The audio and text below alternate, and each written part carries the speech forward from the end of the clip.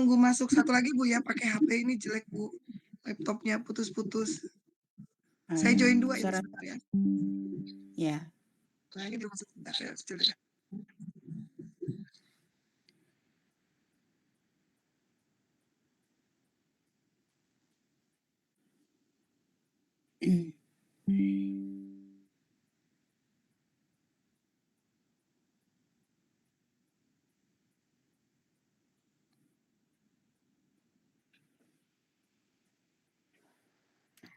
Nijes mana Nijes, sudah ada? Jesmawati. Oke. Bu, suara saya lebih jelas yang ini kan? Udah jelas. Oke, sip. Nijes sudah ada?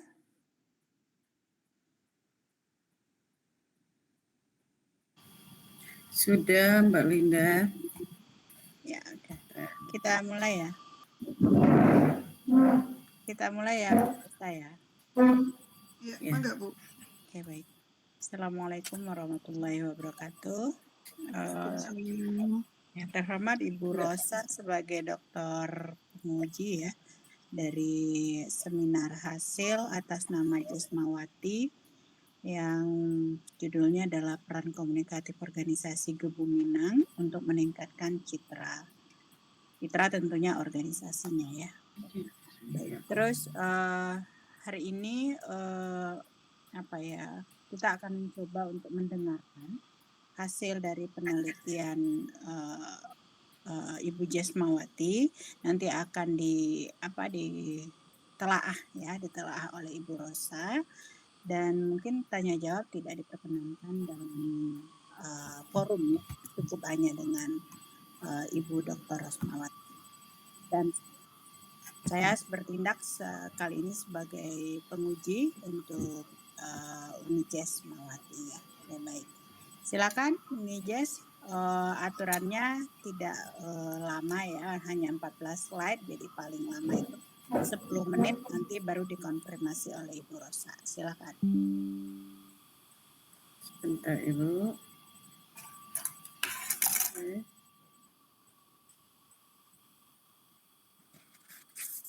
Sebentar ini.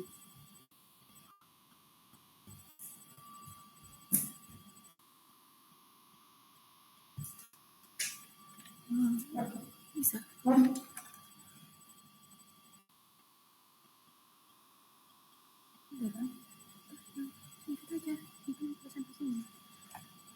Assalamualaikum warahmatullahi wabarakatuh. Waalaikumsalam warahmatullahi wabarakatuh. Selamat sore, salam sejahtera untuk semuanya. Yang saya hormati dosen penelaah Ibu Dr. Rosmawati H. Panjaitan, SSOS, MT, dan dosen pembimbing Ibu Heni Guspa, MSI. Saya ucapkan terima kasih banyak kepada dosen penelaah dan pembimbing atas waktunya. Nama saya Jesmawati. Saya akan mempresentasikan tesis saya yang berjudul Peran Komunikatif Organisasi Gebu Minang untuk Meningkatkan Citra, Studi Kasus pada Dewan Pengurus Pusat periode 2022-2027.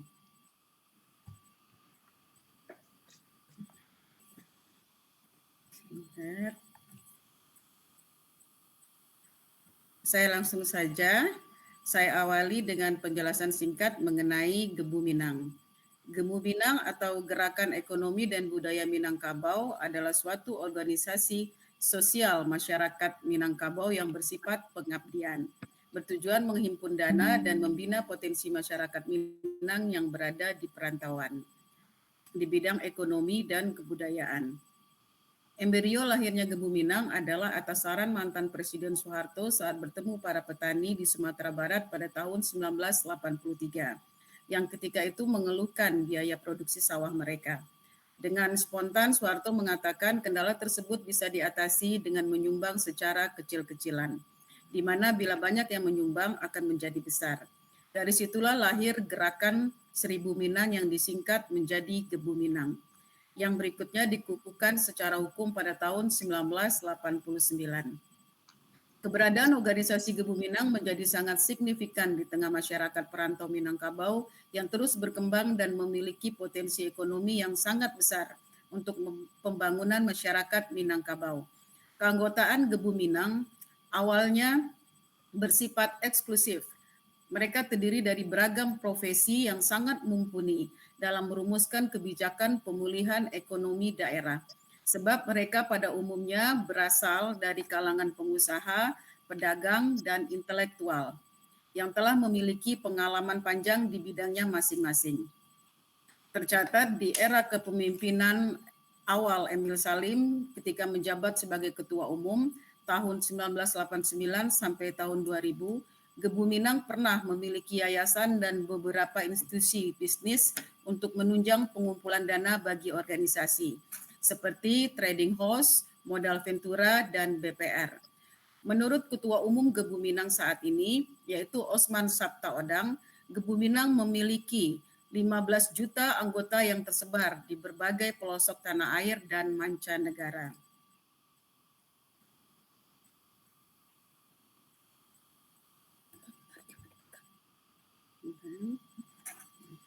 Latar belakang masalah. Penelitian ini didasari dari berbagai macam masalah di organisasi Gebu Minang.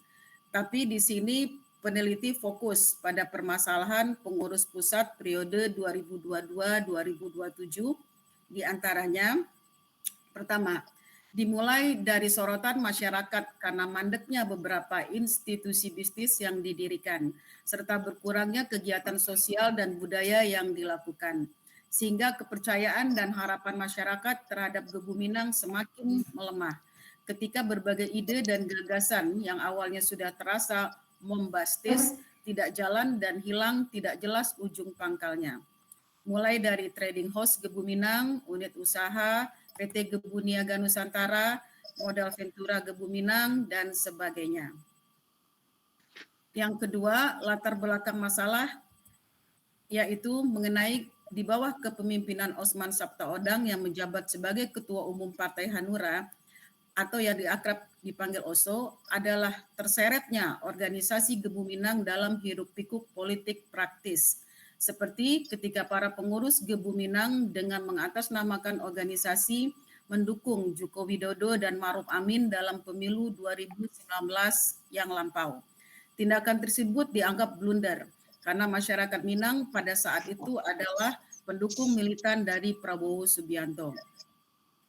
Yang ketiga menjadi pokok permasalahan yaitu terlalu gemuknya struktur organisasi kepengurusan sehingga menyebabkan tumpang tindihnya jabatan pengurus seperti yang terjadi di pengurus pusat periode 2022-2027 di mana tempat peneliti melakukan riset untuk pembuatan tesis ini. Dari latar belakang masalah yang saya kemukakan tadi, maka timbullah fokus penelitian. Yang pertama yaitu bagaimana peran komunikatif Gebu Minang dalam restorasi citra organisasi. Yang kedua, apa saja program komunikatif Gebu Minang pusat dalam restorasi citra sosial budaya Minang.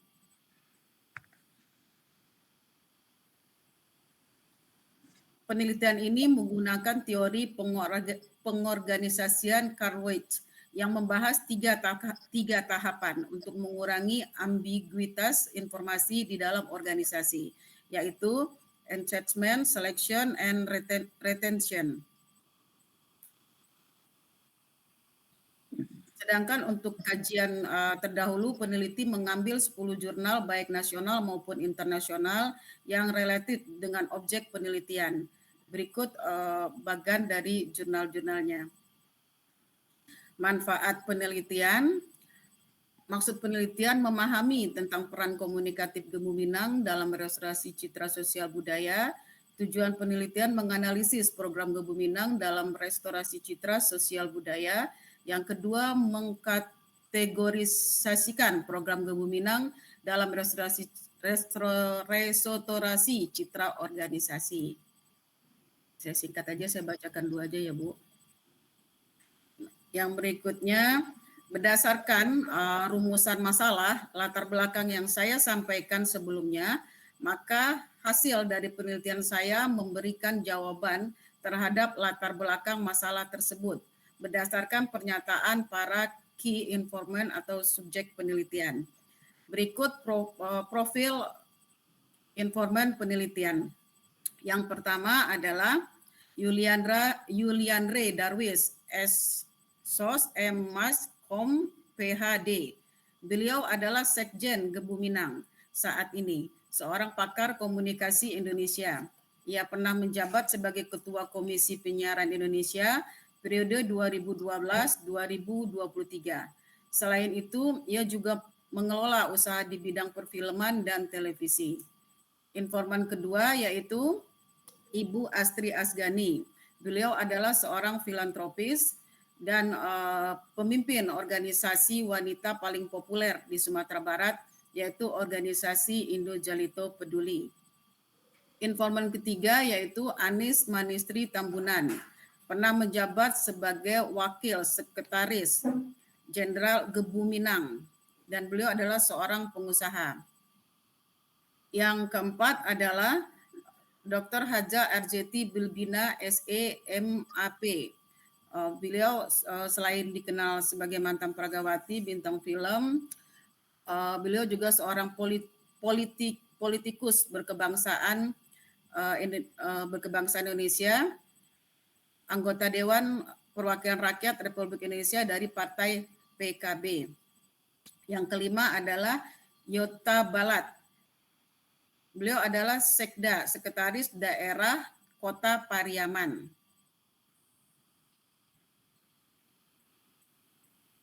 Adapun jawaban yang diberikan para key informant dalam riset ini adalah bagaimana permasalahan komunikasi organisasi Dewan Pengurus Pusat Gebu Minang periode 2016 sampai 2026. Pernyataan dari jawaban dari key informant yang pertama, Yulianre Darwis menjawab, organisasi yang dulu keanggotaannya eksklusif berubah menjadi inklusivitas. Saat ini siapa saja bisa bergabung, mulai dari pedagang kaki lima, PNS, pejabat middle, eselon 1, bahkan pejabat negara. Organisasi menjadi semakin gemuk posternya, sehingga menjadi rumit untuk melakukan sebuah eskalasi karena kepentingan yang berbeda-beda. Sinkronisasi ini yang tidak gampang dibuatnya dengan organisasi Minang sebelumnya, di mana sebelumnya orang tahu diri, dia mapan atau tidak untuk bergabung di Gebu Minang. Berbeda dengan sekarang, siapapun bisa masuk. Jawaban dari informan yang kedua, Ibu Astri Asgani, mengenai permasalahan komunikasi organisasi Dewan Pengurus Pusat Gebu Minang 2022-2026 adalah karena kepengurusan yang tidak kompeten dan tidak amanah. Yang ketiga, menurut informan Anis Tambunan, karena ketum maksudnya ketua umum kurang aspiratif terhadap ide dan gagasan para anggotanya. Program kerja yang kurang jelas, tidak terstruktur, tidak ada target kerjanya. Awalnya kita banyak sekali ide ingin melakukan sesuatu, seperti halnya untuk UMKM dan sebagainya, tapi tidak ada yang jalan. Saya kecewa sudah mengajukan program, tapi tidak ditanggapi oleh Gebu Minang. Yang keempat, menurut key informant Arjeti Bilbina, banyak pengurus yang memiliki kepentingan atau agenda pribadi di dalam Gebu Minang, sehingga meminggirkan kepentingan organisasi yang merupakan kepentingan bersama dalam memajukan masyarakat Minangkabau. Gebu Minang kurang aktif melakukan kegiatan, kurang bersungguh-sungguh merangkul masyarakat. Lembaga ini dianggap tidak nyata kontribusinya. Bahkan Gebu Minang saat ini diduga hanya dimanfaatkan untuk kepentingan individu saja. Program Gebu Minang haruslah benar-benar bermanfaat untuk masyarakat, bukan untuk kepentingan pengurus lembaganya. Yang terakhir, jawaban dari key informant nomor 5, Bapak Yolanda Barat, beliau mengatakan kurangnya program yang dirasakan masyarakat Minangkabau secara nyata menjadi sorotan dari Bapak Yota Balat. Bagi Balat, keberadaan Gebu Minang kurang mendapat apresiasi masyarakat karena program-programnya tidak langsung menyentuh kepentingan masyarakat. Sejauh ini keberadaan organisasi Gebu Minang memang sudah diketahui oleh masyarakat Kota Pariaman. Akan tetapi untuk program dan kegiatannya belum banyak diketahui oleh masyarakat. Contohnya, bila dibandingkan dengan organisasi lain seperti Indo Jelito Peduli, masyarakat sudah tahu kalau organisasi Indo Jelito Peduli datang ke Pariaman akan memberikan sumbangan atau bantuan. Tapi kalau Gebu Minang banyak yang tidak tahu itu organisasi apa. Berikutnya,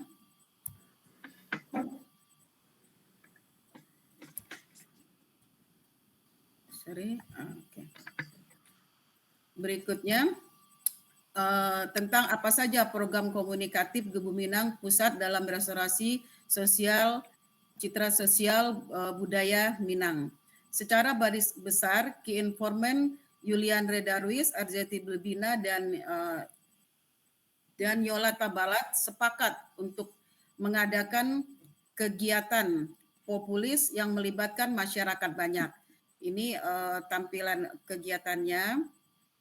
Contoh beberapa program tersebut diantaranya adalah meliputi program sosial budaya seperti mengadakan nobar film Buya Hamka bersama tokoh-tokoh Minang dan masyarakat Minang di rantau, dan juga di ranah organisasi lebih aktif di kegiatan massal seperti peresmian Jalan Eli Kasim. Ini di slide yang pertama, ini waktu mengadakan acara di Pariaman, peresmian Jalan Eli Kasim yang dihadiri kurang lebih 20.000 pengunjung. Di sana Gebu Minang bisa berkesempatan untuk tampil mengenalkan kembali Gebu Minang kepada masyarakat. Lantas berikutnya, menurut Anis Tambunan, agar perlunya mengaktifkan public relation, terutama menggunakan saluran media, baik media massa maupun media sosial seperti Instagram, TikTok, Facebook, dan YouTube, menjadi suatu keharusan saat ini. Kalau tidak, apapun program dan aktivitas yang dijalankan Gebu Minang tidak akan terdengar oleh masyarakat Minangkabau, terutama generasi mudanya. Nah, ini sosial media yang sudah dimiliki oleh Gebu Minang, cuman sayang sekali memang belum dimaksimalkan. Lantas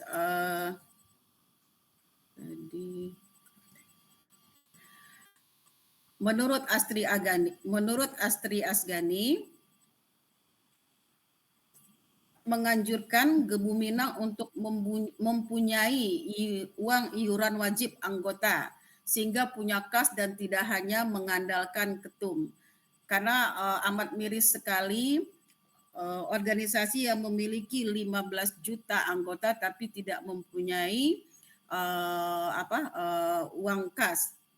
Selain itu, Astri Asgani juga mengajak berkolaborasi dengan organisasi Minang lainnya sehingga mempunyai lebih banyak kegiatan Gebu Minang.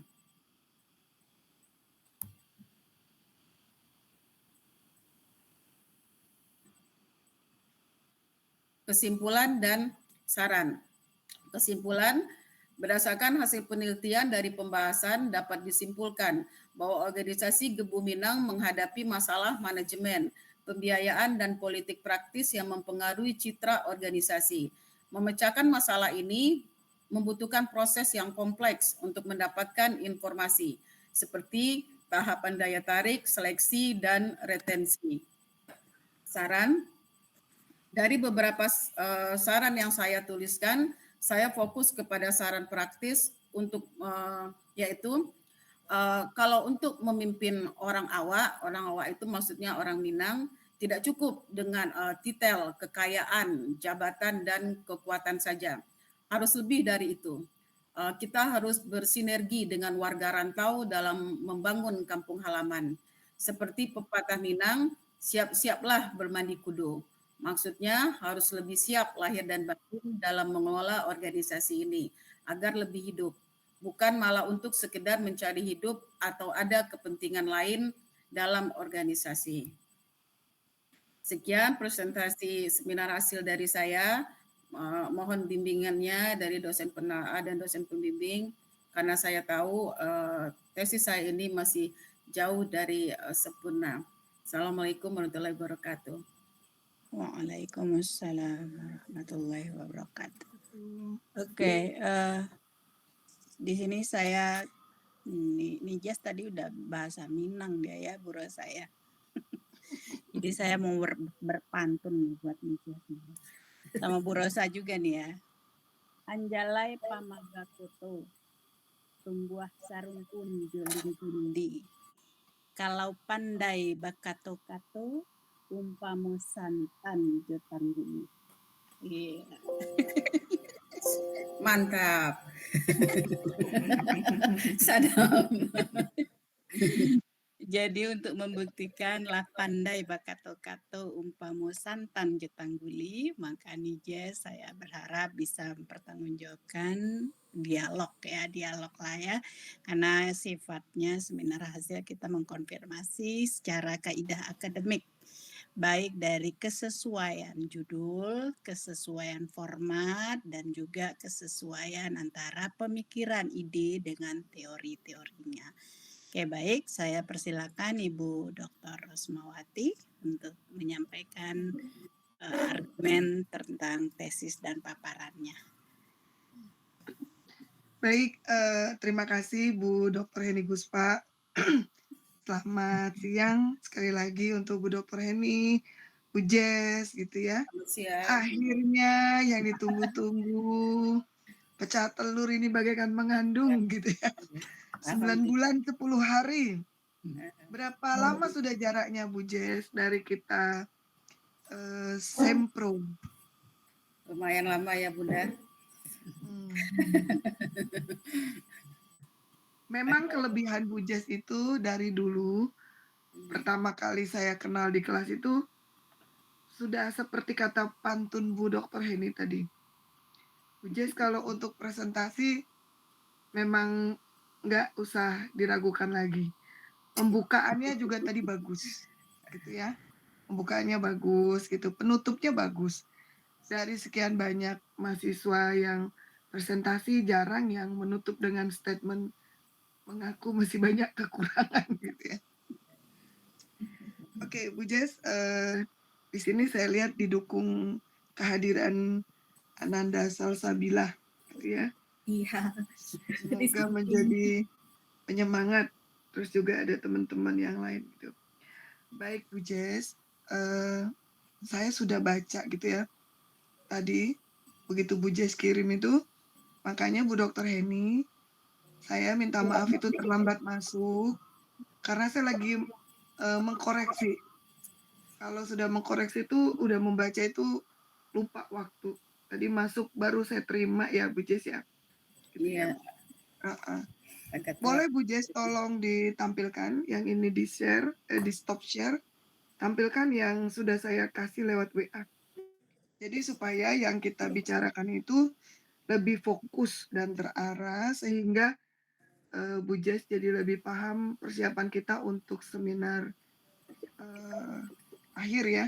Karena ini kan waktunya mepet. Kalau saya nggak salah nih harus lulus semester ini juga ya Bu Dr. Heni ya. Iya. Sudah masuk Bu Jess? Sudah sebentar. Jadi buka.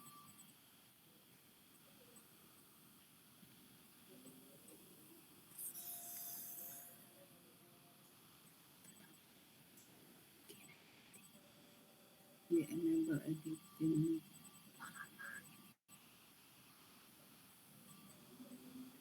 Nah, sambil menunggu Bu Jess untuk slideshow dipresentasikan gitu ya. Ini boleh direkam Bu Jess. Jadi nanti supaya Bu Jess itu bisa ingat. Sebab kalau dicatat mungkin konsentrasinya terpecah. Kecuali ada asisten yang mencatat. Tapi saran saya mending direkam gitu ya. Kalau Bu Jess ada HP, betul. Itu yang navigasinya boleh disilang aja Bu Jess ditutup. Ya. Oke. Nah, udah Bu Jess bisa mungkin sambil direkam ya. Jadi nanti bisa sama-sama tahu gitu, yang penting bukan untuk disebar ke media sosial. Wah, bahaya nih Bu Dokter Heni. Oke, sudah Bu Jess? Sudah Bu, sudah Ya, Bunda. baik ya. Baik ya. Bu Jess, jadi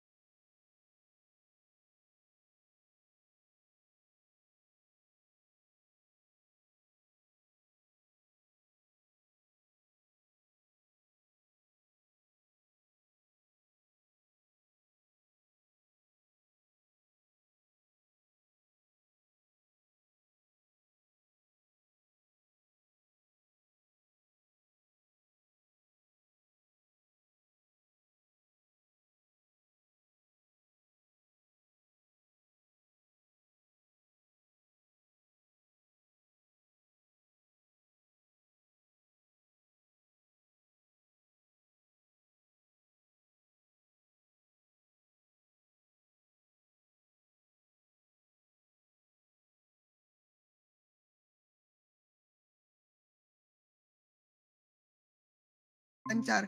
Nah, padahal tuntutannya itu diminta sumber, kutipan, sumber referensi. Istilahnya begini Bu Jess, kata profesor saya itu, seorang peneliti itu kalau dia sudah tahu, maka dia tidak boleh lagi meneliti, gitu.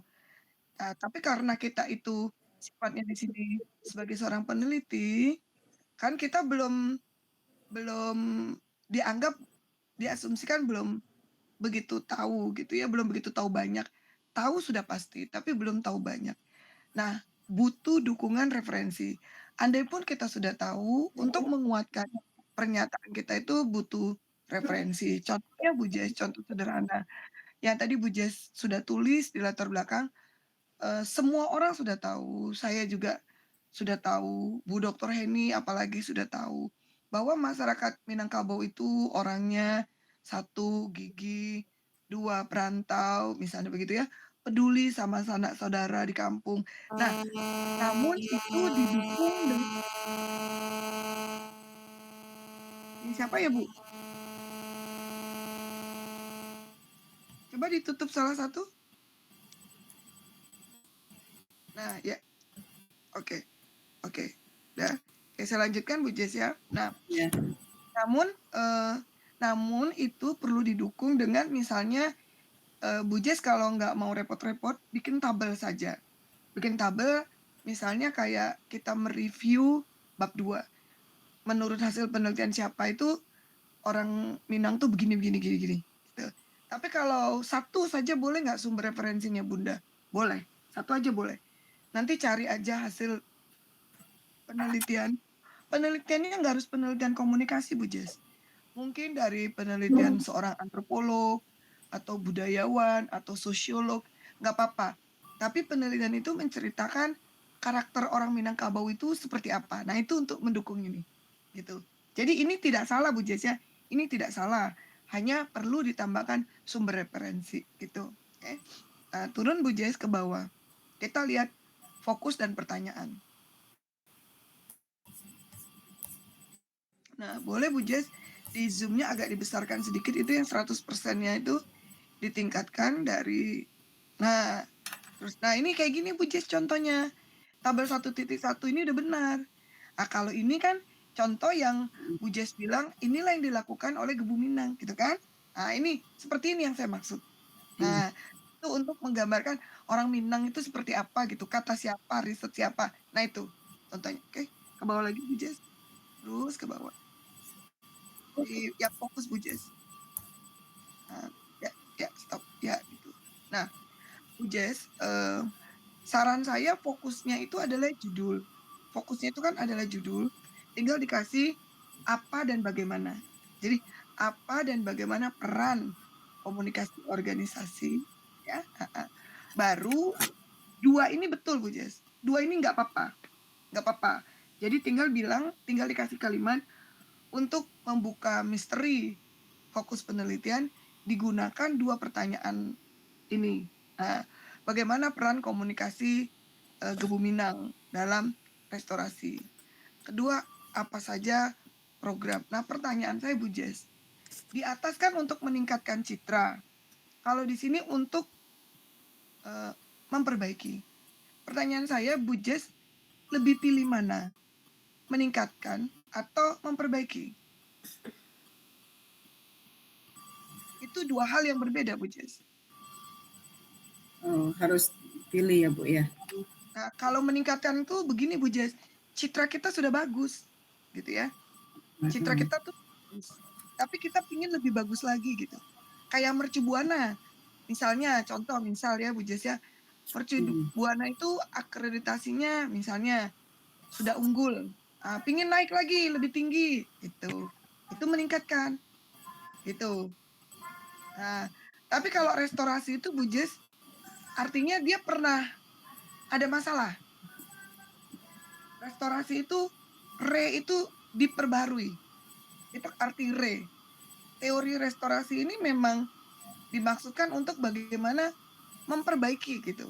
Memperbaiki misalnya Bu Jess hubungannya dengan saya atau dengan Bu Dr. Heni Guspa itu baik-baik saja. Namun suatu hari terjadi pertengkaran atau tidak enak gitu antara Bu Jess dengan saya atau Bu Jess dengan Bu Dr. Heni Guspa gitu. Nah, bagaimana cara Ibu untuk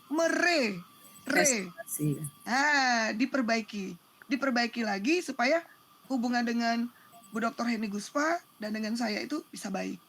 Nah, yang manakah kira-kira setelah saya baca nih ya, kalau menurut saya nih Bu Jess, sesuai dengan teorinya juga, kalau saya lebih condong ke restorasi. Nah, nanti silakan rundingan dengan Bu Dr. Heni Guspa gitu. Ya. Teorinya pun sudah ada gitu. Terus usulan, jadi restorasi itu lebih bersifat usulan. Jadi menurut saya sebenarnya judulnya itu bukan peran, karena ini kan adalah solusi, masukan dari Arzetti, dari siapa itu kan logikanya nih Bu Jess, yang Bu Jess baca tadi semua itu kayak sebuah usulan, sebuah pendapat gitu ya. Harusnya Gebu Minang tuh begini. Nah, berarti sudah dilaksanakan apa belum? Belum. Belum. Berarti sebaiknya solusi. Ya. Kalau saran saya ya judulnya itu solusi komunikasi organisasi guna restorasi citra gitu. Tapi ada juga yang sudah ada seperti sosmed Bunda itu kan udah ada, cuman kurang diaktifkan Nah, gitu. Nah itu solusinya lebih diaktifkan lagi. Nah, nanti jadi supaya datanya nggak dibongkar Bu Jess. Kan ini kalau kita ngikutin judul, maka yang dibicarakan ini belum masuk. Jadi saran saya Bu Jess, ini saran ya, itulah enaknya penelitian kualitatif. Lebih enak penelitian kualitatif Bu Jess. Penelitian kualitatif itu datanya hasil ini sudah ada, berarti gimana nih supaya bisa dipakai, supaya terpakai? Berarti judulnya saja yang tinggal direvisi. Nah, tapi kembali silakan rundingan sama dosen pembimbing nantinya gitu ya. Kalau dari saya masukannya, berarti ini judulnya itu solusi, gitu. Saya pernah punya artikel, judulnya juga seperti itu, Bu Jess. Jadi saya menceritakan permasalahannya, lalu saya kasih solusinya, gitu ya. Nah, sudah publish juga gitu ya. Jadi, menarik, sering malah disitasi orang. Karena orang mau lihat nih pendapat-pendapat dari para orang-orang yang disebut pakar. Mereka ini kan semua pakar-pakar Bu Jess. Yang nomor satu pakar komunikasi gitu kan. Tadi kalau Bu Jess sebutin kan saya dengarkan. Nah, cuma nanti yang Bu Jess tadi bacain tambahkan di gambaran subjek yang di bab 4. Di bab 4 itu masih kurang ditambahkan yang kayak Bu Jess bilang tadi ya. Dia seorang filantropis, terus siapa tadi jabatannya apa, seorang yang terkenal gitu kan. Nah, itu yang Bu Jess baca belum ditulis. Nanti tinggal ditambahin. Jadi kalau setelah saya baca nih Bu Jess ya, biar singkat padat gitu ya. Pada dasarnya ini tinggal merevisi teknis penulisan saja supaya bisa cepat ya Bu Jess ya. Saya menerima hasilnya, saya bisa memahami, hanya tinggal tadi gitu. Sebab kalau dibilang peran, berarti kita tuh menggambarkan ini perannya seperti ini nih gitu. Nah itu belum ada. Menurut saya ya masih berbentuk wacana gitu. Hanya ganti solusi komunikasi organisasi guna restorasi citra Gebu Minang, udah gitu doang. Nah, Gebu Minangnya di belakang gitu. Tapi nanti silakan ya. Yuk, oke. Kebawain lagi, coba Bu Jess. Nah, nanti ini karena sebentar Bu Jess. Apa saya salah baca? No. Nah, ya betul naik dikit. Nah, kalau kita bicara tujuan Bu Jess, tujuan itu di ujung. Misal Bu Jess ya, tujuan Bu Jess pulang ke kampung mau ngapain? Supaya bisa jumpa sanak saudara gitu. Nah, jadi sesuatu yang namanya tujuan itu sesuatu yang berbentuk ingin jumpa. Bisa nggak Bunda tujuannya itu ingin menganalisis? Masih ada pertanyaan. Manfaat menganalisis untuk apa? Gitu. Jadi agar dapat memetakan gitu. Agar dapat memetakan solusi-solusi komunikasi organisasi guna restorasi citra Gebu Minang gitu. Kalau dari saya cocok gitu untuk jadi itulah manfaatnya. Istilahnya gini Bu Jess, penelitian Bu Jess ini manfaatnya kan orang banyak ngomong nih, si ini ngomong, tapi nggak ada yang mencatat gitu. Nggak ada nih notulennya, nggak ada yang meringkasnya, nggak ada yang merangkumnya. Nah, Bu Jess merangkumnya dalam penelitian ini. Inilah dikasihkan ke mereka. Gitu. Jadi isinya sudah bagus Bu Jess. Sejak awal ini kan kalau nggak salah ada di tugas mata kuliah saya. Jadi saya bisa paham pemikirannya Bu Jess. Udah bagus gitu. Makanya waktu itu kan masuk komunikasi korporasi ya, kalau nggak salah ya. Iya benar. Gitu ya. Terus turun ke bawah Bu Jess. Nah, karena Bu Jess sudah menekankan kata organisasi, maka masuk yang komunikasi organisasi. Gitu Bu Jess. Ya. Bisa nggak Bun ke komunikasi sosial budaya juga? Bisa. Jadi 2 dielaborasikan. Nggak apa-apa Bu Jess. Semakin banyak dia bermanfaat, semakin bagus. Tinggal ditambahkan juga penekanan komunikasi organisasinya. Tambah aja. Karena sudah ada di judul. Turun ke bawah ke bab 2. Nah, Bu Jess, kita itu sampai saat ini minimal 15. Jadi nih terpaksa mencari 5 jurnal lagi. Apa boleh buat? Oke, nggak apa-apa nanti dibantu Siap Bunda, sama siap. Ananda tercinta. Turun dikit ke bawah. Ya, kerjasama ibu dan anak itu adalah bentuk kolaborasi untuk membangun citra. Ke bawah lagi. Jadi terus ke bawah. Nah, ini tersesat di jalan yang benar. Gitu. Ke bawah lagi. Nah, ini udah saya bilang ya, minimal 15. Turun lagi ke bawah. Nah, ini contoh tabelnya Bu Jess. Nah, nanti tinggal ikutin ini aja ya. Jadi di sini yang dimaksud dengan turun lagi ke bawah, Bu Jess sudah tulis itu, turun dikit. Turun yang punya Bu Jess, ya state of art-nya di situ. Itu Bu Jess ya.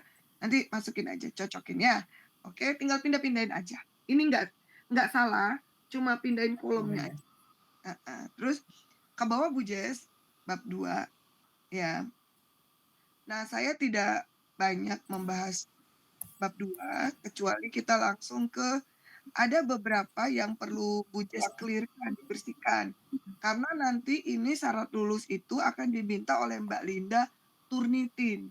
Nah, ini saya coba tunjukin Bu Jess yang warna putih-putih itu nanti kebaca Bu Jess. Nah, nanti dibersihkan. Itu nanti kapan Bu Jess ke Meruya bisa ketemu, kalau nggak salah saya sama Bu Dr. Heni itu tanggal kita mau ada PKM, nanti juga bisa ketemu sore. Nanti bisa saya ajarin cara membersihkannya. Rencana kalau nggak ada halangan saya sama Bu Dr. Heni mau ada kegiatan PKM itu tanggal 2 Februari di Menteng.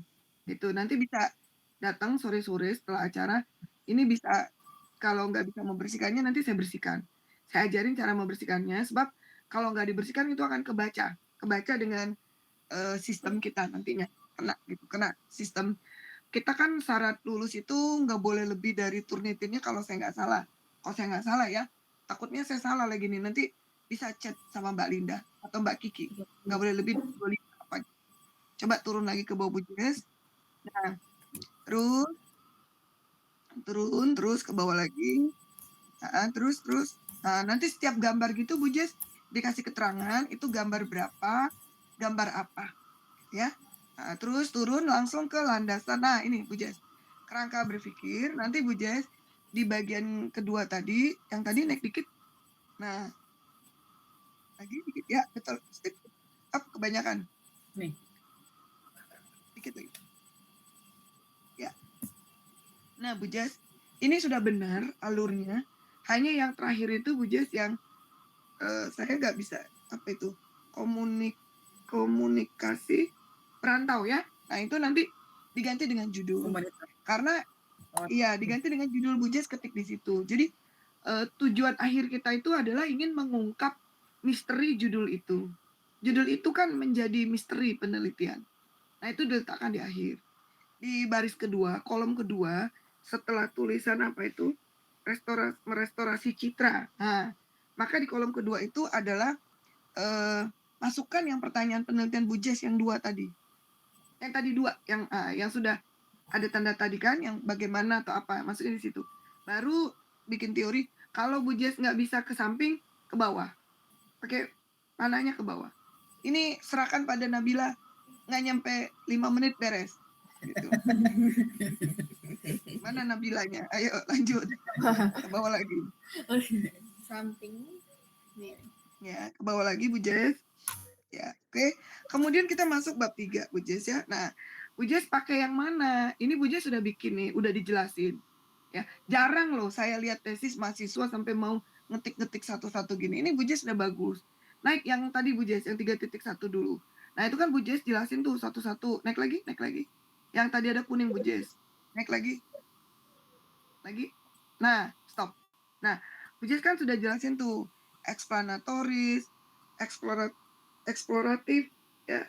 Kemudian deskriptif. Nah, nanti pilih salah satu Bu Jess pakai mana. Kalau Bu Jess pakai semuanya, Bu Jess tinggal kasih keterangan. Ini Bu Jess sudah kasih keterangan kok. Coba deskriptif. Ketika peneliti ingin memberikan, nah betul. Tapi ini kata siapa? Ya, ini kan pasti dikutip kan dari mana? Misalnya tuh mahasiswa rata-rata Moleong, ya atau Denzin atau siapa gitu, masukin aja. Itu Bu Jess sumbernya. Tinggal Bu Jess pakai yang mana. Di bawah Bu Jess kasih keterangan seperti Bu Jess ngetik triangulasi. Bu Jess itu kan triangulasi tuh Bu Jess jabarin satu-satu. Lalu Bu Jess kasih keterangan kan di triangulasi. Yang dipakai di sini di mana? Pakai deskriptif, pakai explanatoris atau exploratoris gitu kan? Nah, itu yang mana? Oke. Ke bawah Bu Jess. Bawah lagi.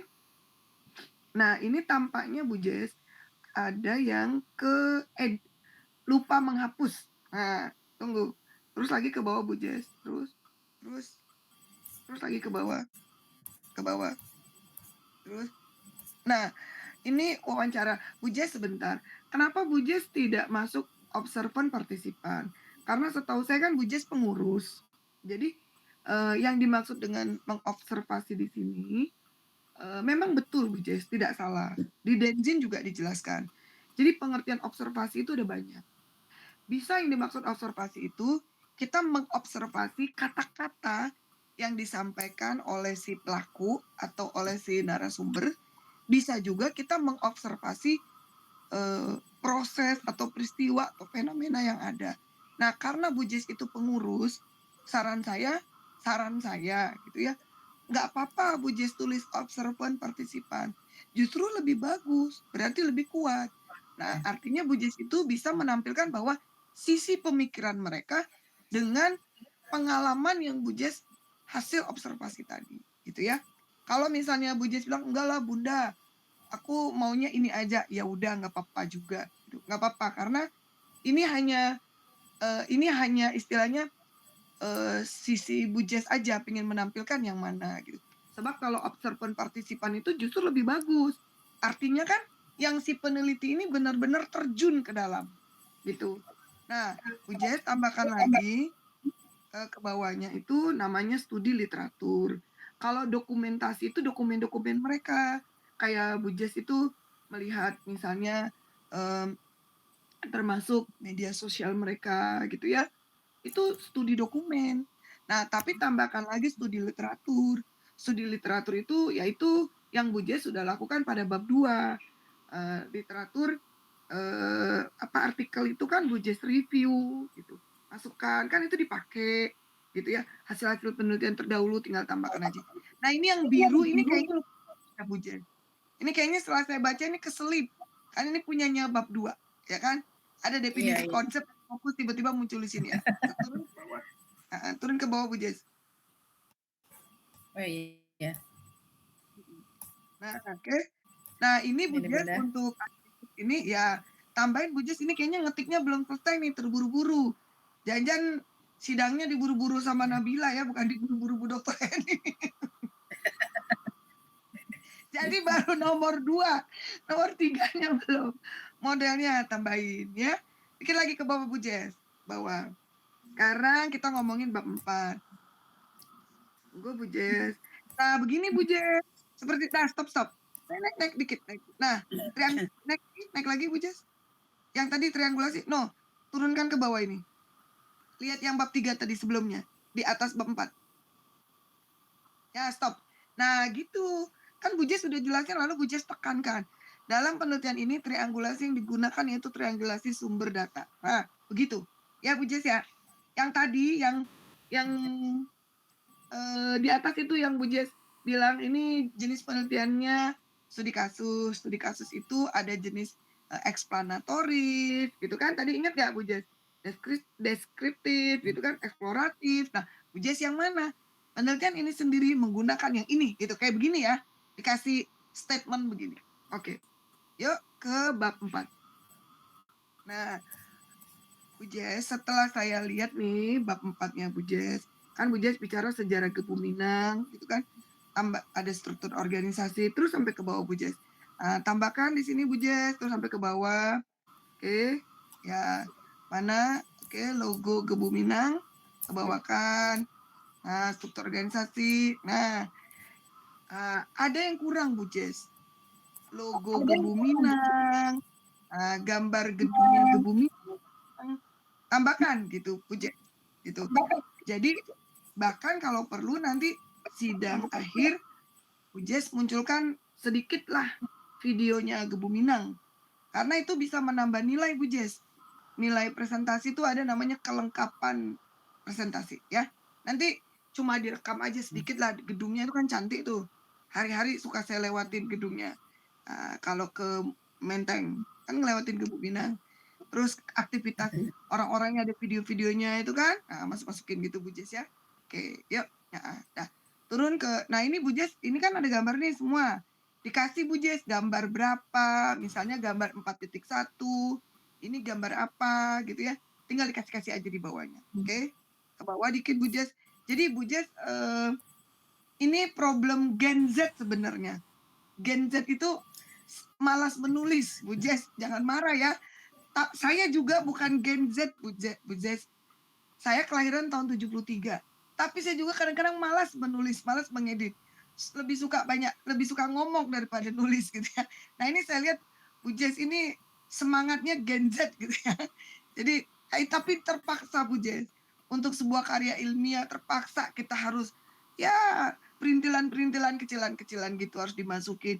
Gambar 4.1, tulis lagi ini gambar apa, screenshot apa gitu ya. Seperti itu. Turun ke bawah Bu Jess. Ya. Nah, ini ada sedikit Bu Jess, tambahin data mereka ya. Yang seperti tadi waktu Bu Jess presentasi. Itu udah bagus. Masukkan ke sini. Nah, seperti tadi Bu Jess bilang kan bahwa yang nomor 2 itu seorang filantropis, tadi ada masih tambah-tambahan lah saya dengar gitu kan. Dia tokoh terkenal apa-apa kan, tinggal tambahin. Ke bawah Bu Jess.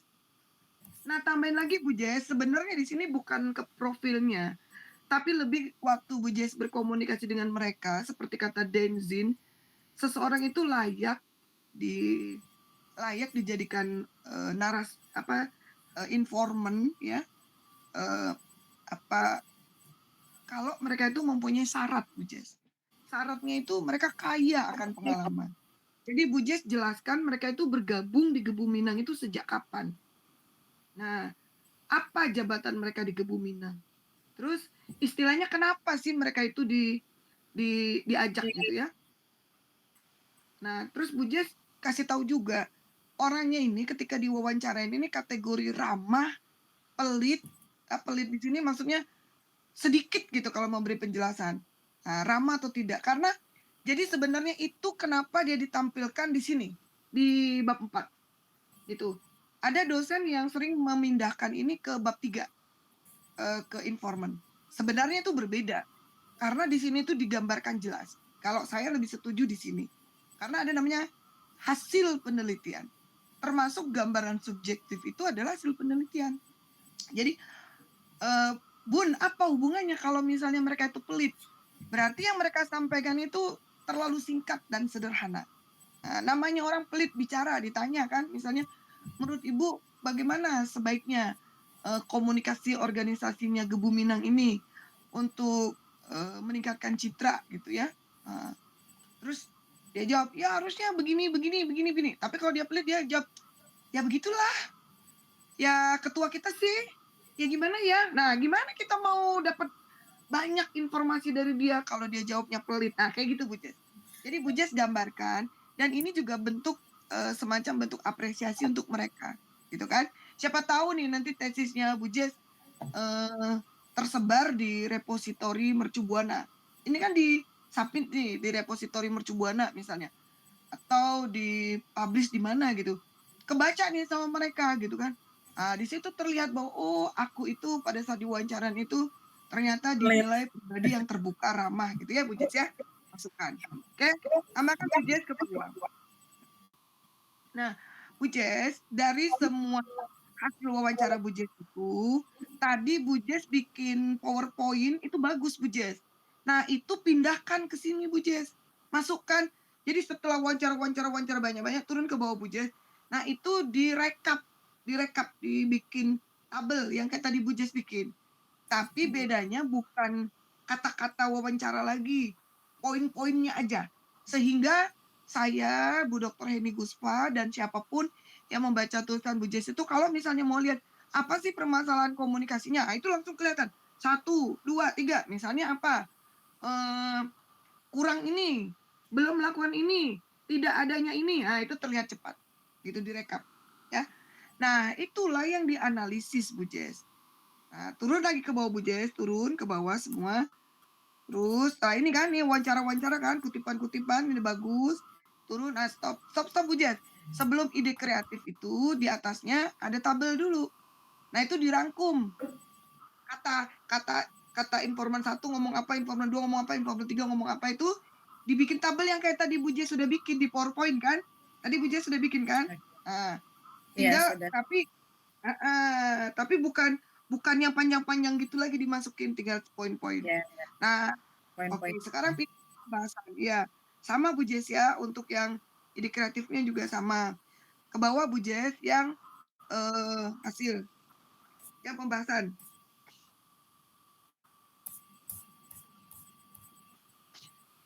Ya, betul. Nah, turunkan ke bawah Bu Jess.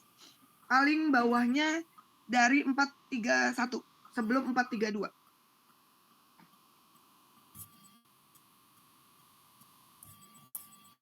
Terus,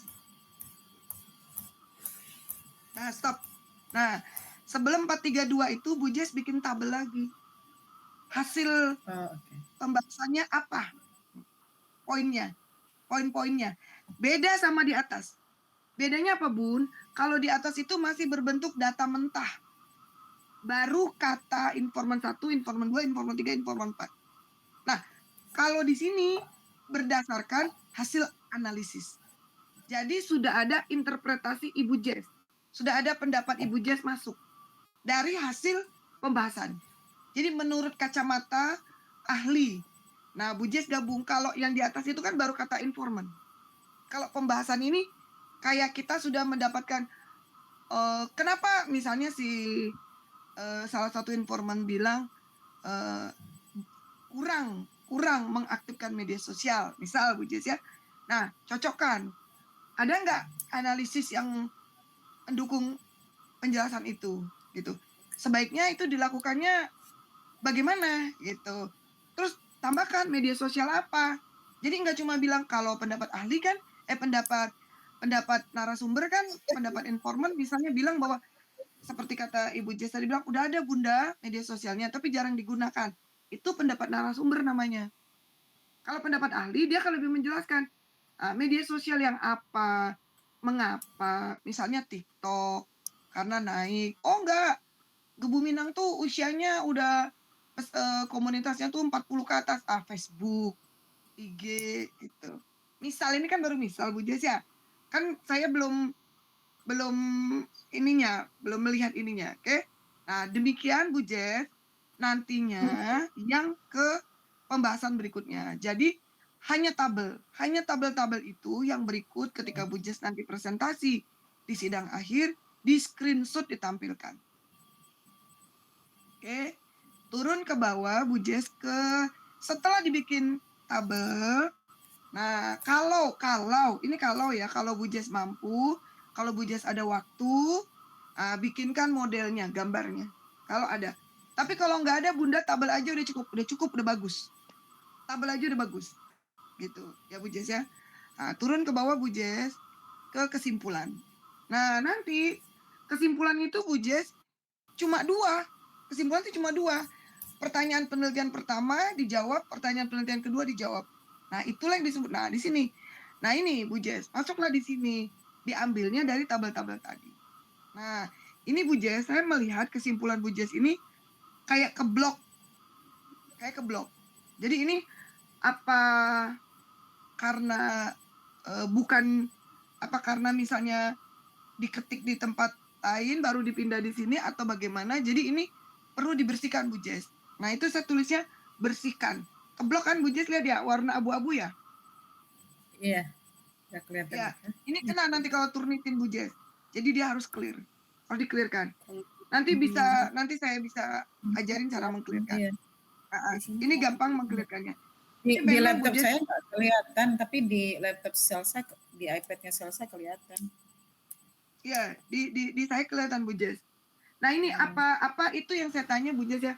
Sebab ada juga yang kalau kita ngetiknya itu di cloud, di awan, ada beberapa mahasiswa dia ngetiknya itu misalnya di Apple, di bukan Word kayak saya, dia ngetiknya itu di cloud, di awan gitu ya. Dia nggak download, dia nggak pakai Word kayak punya saya gitu. Ketika dipindah dia suka kayak gini Bu Jess. Ini egonya masing-masing aplikasi lah, begitu. Sering begitu Bu Jess. Atau kalau kita mengcopy dari mana dia suka kayak gini, keblok. Ke bawah lagi Bu Jess, penutup, daftar pustaka. Nah, Bu Jess ini saya sendiri Bu Jess, juga mengikuti ketentuan dari Mercu, kita harus memakai sumber referensi itu minimal 10 tahun. Nah ini 2017 boleh. Nah tapi tahun-tahun yang dikuningin itu nggak boleh Bu Jess. Kita harus memakai yang, karena ini 2024 berarti paling tua itu boleh dipakai 2014. Nah 15 boleh, 14, 15, 16, 17 boleh. Tapi 2013 boleh Bunda, nggak bisa. Memang jurnal internasional sebenarnya masih menerima Bu Jess. Saya sendiri ada lolos di jurnal internasional itu boleh, dianggap mereka 2012 itu boleh, 2009 itu boleh gitu. Bahkan itu harus dicantumkan, tapi di Mercu Buana nggak boleh gitu. Itu ketentuannya ya, ketentuan di kita. Nah, terus Bu Jess, lampiran yang kurang adalah waktu Bu Jess wawancara itu kan ada tuh yang 2 informan pakai WA. Nah itu screenshot tampilin gitu. Ya, Terus ada. wawancara yang banyak-banyak itu direkap, tampilin. Foto waktu Bu Jess lagi wawancara mereka, fotonya bukan foto berdua gini, misalnya di sini dia, di sini Bu Jess, bukan. Tapi seakan-akan Bu Jess lagi wawancara itu difoto. Nah itu masukkan. Sudah. Terus kemudian kalau bisa nih ya, kalau bisa masukkan juga CV-nya Bu Jess. Lahir di mana? Nah, gitu Bu Jess. Jadi pendidikan S1 di mana? Pendidikan S2 di mana? Supaya nggak ada, ya sekarang ini kan pejabat negara aja bisa diragukan pendidikannya. Gitu kan. Nah, apalagi tahun politik ini dipertanyakan itu pendidikan. Sampai diungkit-ungkit, presiden aja ditanya, gimana ijazahnya? Gitu, repot ini. Jadi Bu Jess, itu fungsinya kita bikin CV. Nanti tambahkan CV. Demikian dari saya, Bu Jess, semangat. Pokoknya semangat. Saya paham kendala yang dihadapi oleh Bu Jess, gitu ya. Tapi di satu sisi saya juga harus mengikuti SOP. Terus apresiasi dari saya untuk Bu Jess, pokoknya harus semangat gitu ya. Menjadi contoh untuk Nabila dan sanak saudara yang lainnya gitu. Oke, selama Bu Dr. Heni Guspa kuat, pasti Bu Jess mampu. Pembimbingnya Bu Dr. Heni Guspa. Oke, semangat. Demikian dari saya Bu Jess. Dan saya kembalikan kepada Bu Dr. Heni. Silakan.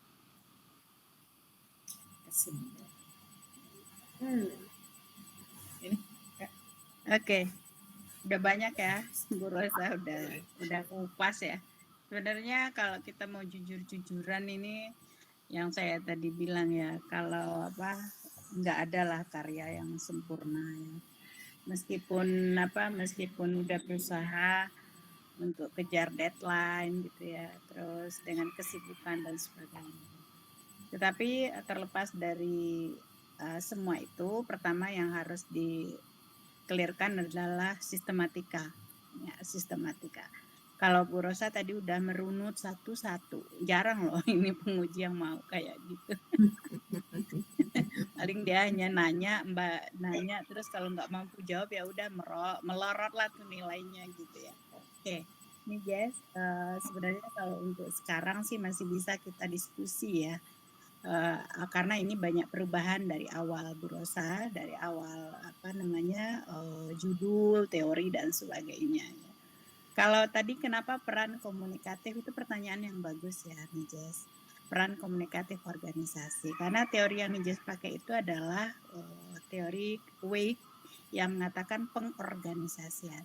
Ada kegagalan, ada kemacetan pengorganisasian. Nah, kemacetan itulah yang membuat Gebu Minang tidak berkesan di mata masyarakat Minang. Gitu nih Jess. Jadi kemacetan itu yang nih Jess tonjolkan dulu. Kemacetan yang terjadi di dalam Gebu Minang yang membuat kesan tentang Gebu Minang tidak menonjol, tidak tampak oleh masyarakat. Gitu ya. Nah, itulah yang persoalan pengorganisasian. Nah, makanya tadi pertanyaan Bu Rosa, di mana ini peran komunikatifnya gitu ya.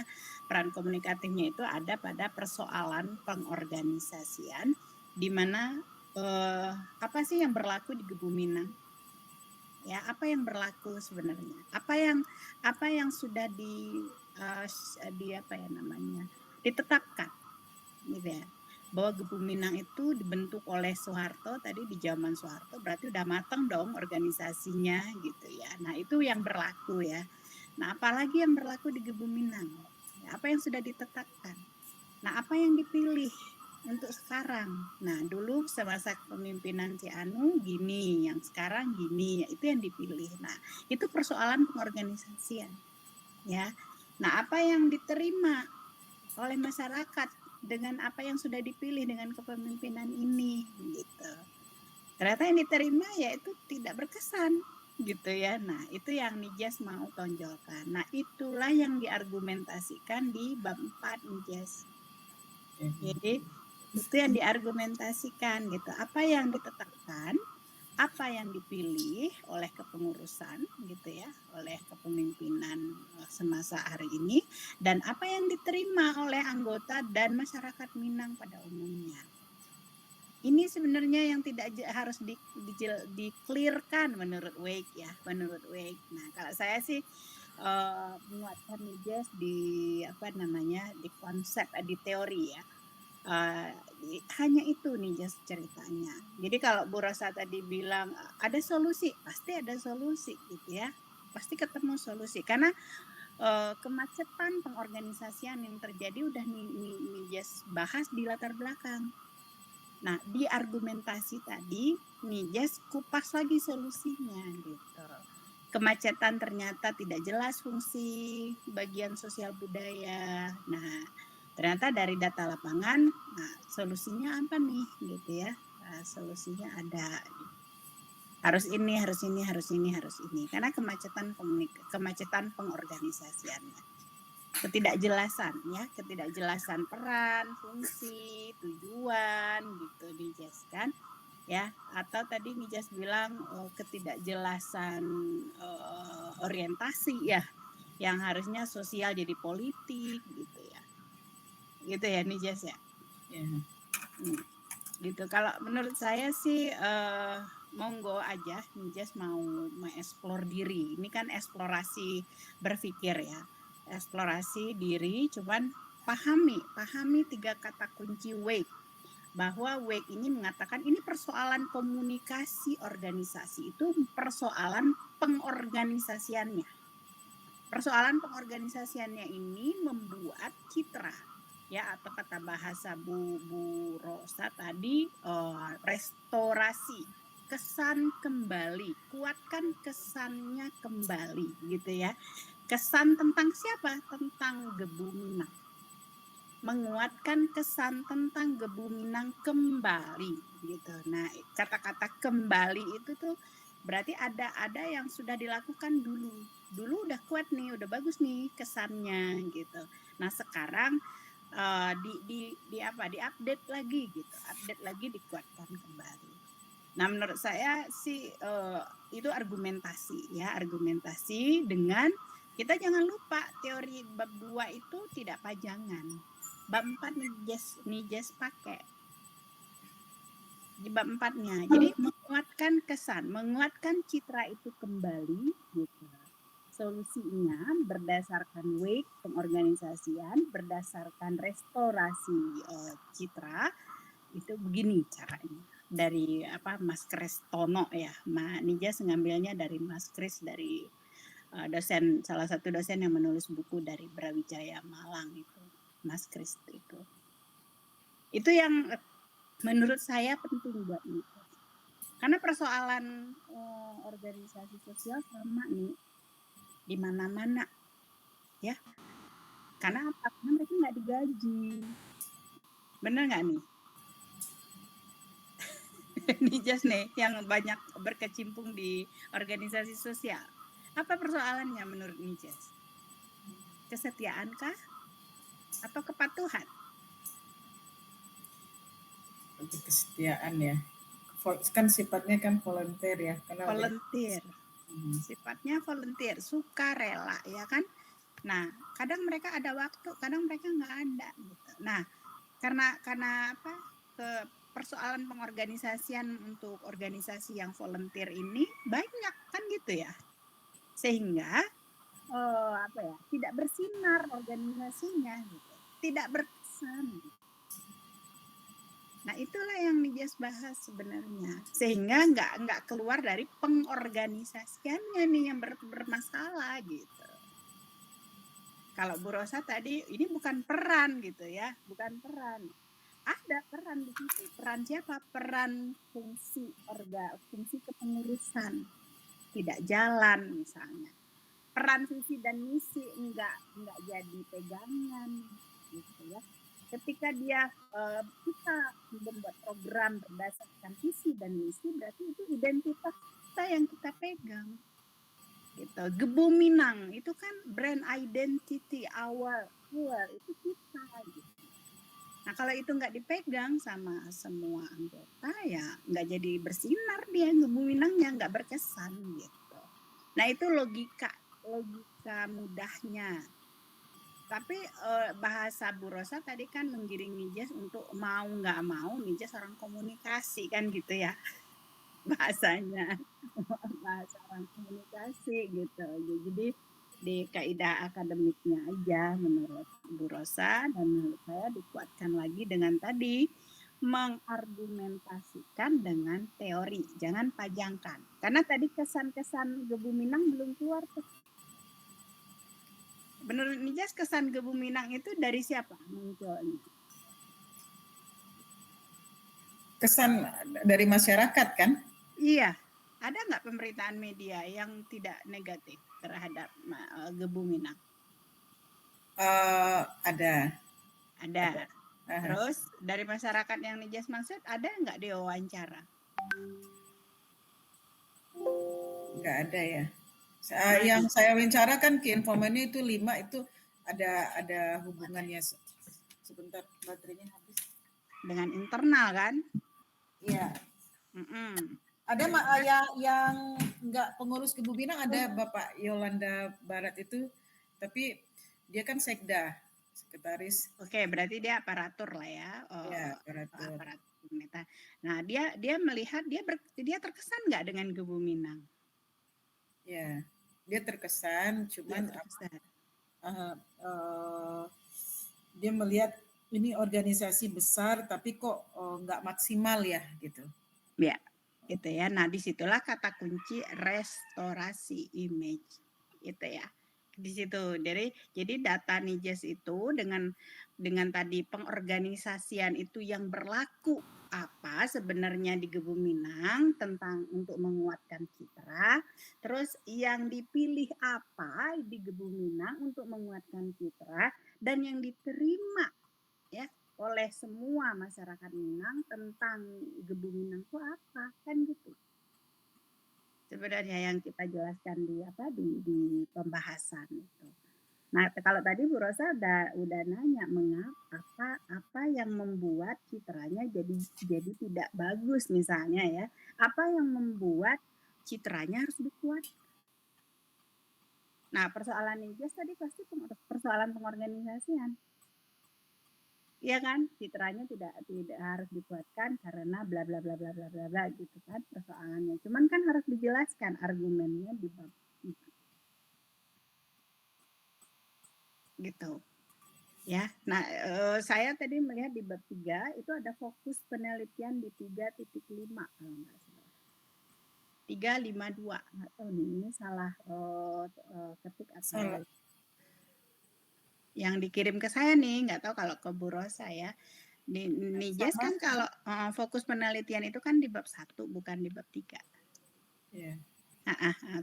Dihapus aja nanti ya. Kalau dari saya sih udah banyak sama Bu Rosa tadi. Thank you ya Bu Rosa. Saya hanya mau Nijas menguatkan di argumentasi di pembahasan. Berani membuat subjudul. Harus berani ya. Misalnya tadi masyarakat Minang tidak berkesan dengan kehadiran Gebu Minang. Gitu. Atau masyarakat Minang sangat terkesan dengan kehadiran Gebu Minang. Hanya 2 itu, positif negatif gitu.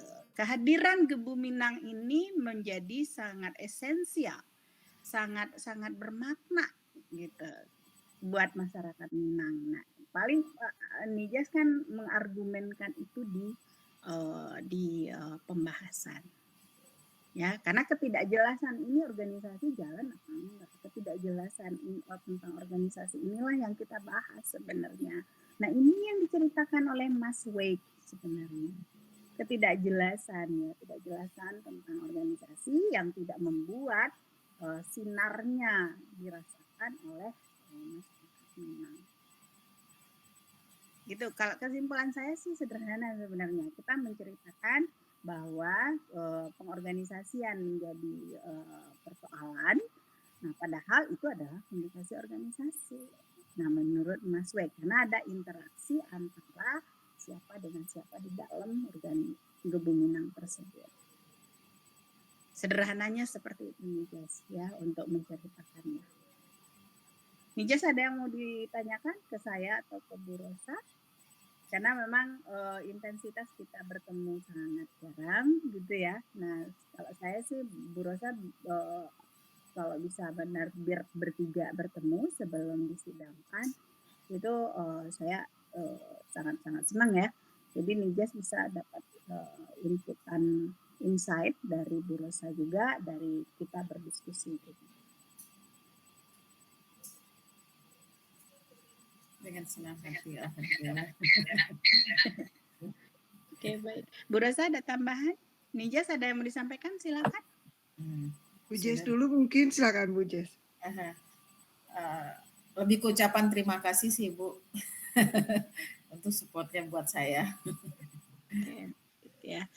Jadi ingat di pembahasan tentang restorasi image harus muncul ya.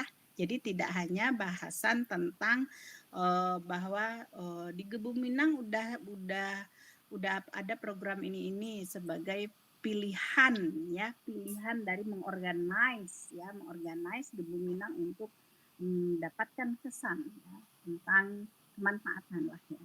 Nah, jadi tidak hanya itu gitu, tapi tentang apa itu kesan yang diterima, kesan yang mau ditonjolkan, kesan yang mau ditampakkan, atau kesan yang disembunyikan harus ditampakkan, misalnya. Nah, itu harus dibahas di di bab 4 itu. Karena judul kita ada di situ, restorasi image. Ini menarik sebenarnya karena dia volunteer tim kan sebenarnya. Anggotanya juga volunteer, semuanya volunteer. Ya, siap nih Jess ya, ditambahin. Oke, baik. Bu Rosa ada yang ditambahkan? Silakan.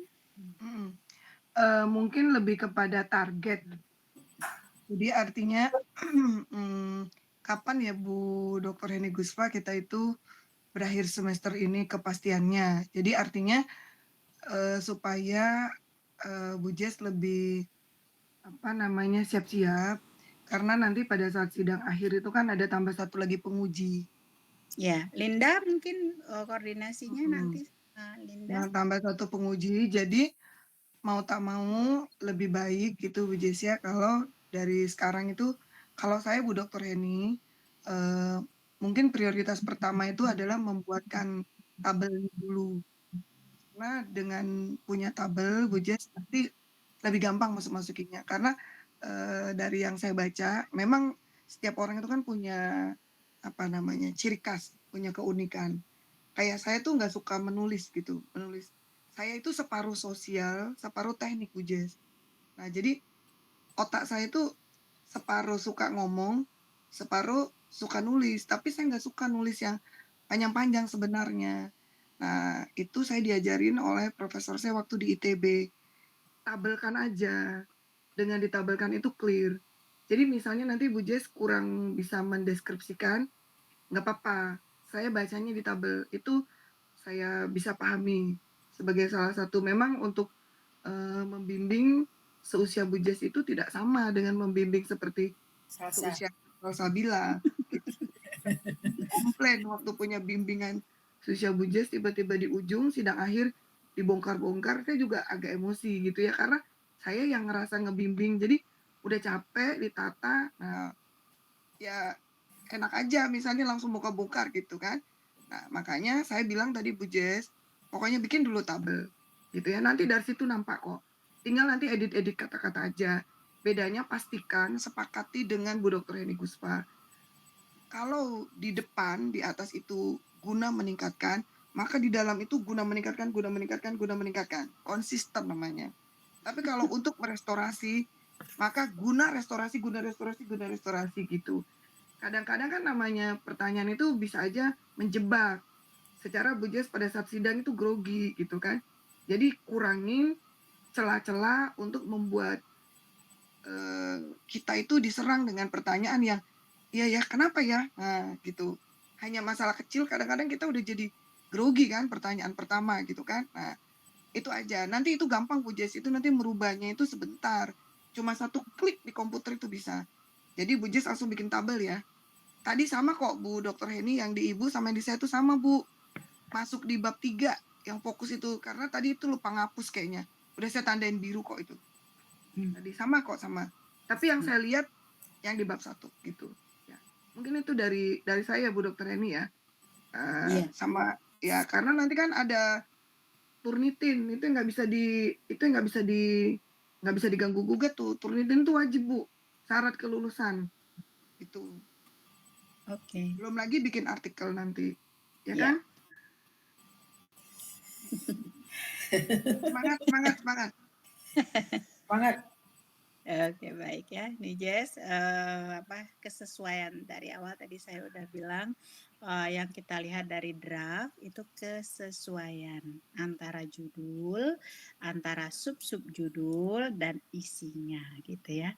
Nah, itu kesesuaian baik itu dari kaidah akademik maupun kedalaman isinya gitu ya. Oke, baik. Seminggu lagi lah ya, Bu. Seminggu lagi ya. Ya. Seminggu lagi udah bisa Kita sidang kasih kan? nih Jess waktu seminggu memperbaiki tadi yang Bu Rosa sampaikan dan Tanggal berapa kami sekarang? mohon 23. nggak apa-apa online juga gitu ya, online untuk melihat 23. sistematika. Ya, atau bertemu juga nggak apa-apa. Tapi jangan Ya sampai setelah nggak kita bertemu. PKM ya Bu. Bu Ya, Dokter, setelah kita PKM aja. Jadi nanti eh, setelah tanggal 2 aja. kalau Berarti minggu setelah tanggal 3 ya. Ini saya sambil lihat kalender. Tanggal 3 hari Sabtu, acara kita kan hari Jumat. Hari Minggu, nah hari Selasa lah Bu Jess. Kalau bisa Selasa tanggal 3, 4, 5, 6. Kalau bisa ya, kalau bisa. Bukan kita ya, yang menentukan, sebab ada penguji ketiga itu, nanti Mbak Linda yang ngatur. Bukan kita, tapi kalau bisa setelah tanggal 3 ya Bu Dokter Heni ya. Tapi jangan hari Senin, saya nggak bisa hari Senin. ya, yang terpenting buat saya adalah yang tadi diperbaiki sistematikanya, kedalaman argumen-argumen dan teori yang harus dikutip gitu ya, cara menulis dan sebagainya. Habis itu nanti kita online bertiga juga boleh, sama Bu Rosa juga gitu ya. Nanti kalau nggak online ketemu juga boleh gitu ya. Terus baru nanti Jess sambil itu menjadwalkan dengan Linda. Oke. Sidang ya. Insya Allah ya. Jadi mungkin kalau waktu sih mungkin dari prodi yang mengaturnya. Tapi kalau jadwal Kira-kira siapa Mbak Linda? Kalau Ini ada jadwal bocoran belum? ya kalau target sih kalau kita mohon 1 minggu ini Ninjas selesaikan. Ya. Oke, baik. Makasih banyak ya Ibu Rosa ya. Makasih Bunda Rosa. Baik. Terima kasih Bu Heni, Uni Ya, Heni. diskusi kita hari ini ya. Saya mengucapkan Assalamualaikum warahmatullahi wabarakatuh. Tanpa pantun lagi ya, nanti sidang saya pantun. Jangan lupa foto dulu Bu Jess. Foto Foto ya? dulu, ini difoto ya buat bukti. Foto dulu. Karena sekarang itu dikit-dikit suka dipertanyakan. Oh, nah udah ada foto nih Bu. Oke, baik ya. Oke, saya izin pamit semuanya. Saya juga pamit ya Ibu. Ya, terima Ya, saya kasih pamit. Linda. Makasih sukses ya Bu Jess. Ya, doain ya Bu, seminggu nih. Ya. Ya, seminggu ya. Pasti bisa, pasti bisa ya. Semangat. Ya, Ya. bareng Salbi. Bareng Ya, Salsa. bisa. Biar bisa nanti sama, sebab sidang akhir itu mesti datang ke kampus sidangnya. Bisa kali ya berdua sama Salsa? Iya, bisa nanti datang sama Mbak Linda, bisa. Bisa. Tapi yang penting jangan hari Senin, Bu. Saya kalau hari Senin nggak bisa. Nah, untuk lainnya nanti koordinasi sama Mbak Linda. Upayakan berdua. Jadi misalnya ambil di jam-jam berapa gitu, jam 10. jam 11. Jadi setelah Salsabila, Bu Jess, bisa kok, pasti bisa. Tinggal ngomong aja sama Mbak Linda. Pasti bisa. Heeh. Ya, gitu ya Kasih Bu Jess Mbak. ya. Ya, Ya, semangat ya. Yuk, mari, thank you. ya, thank you. Assalamualaikum. Yuk.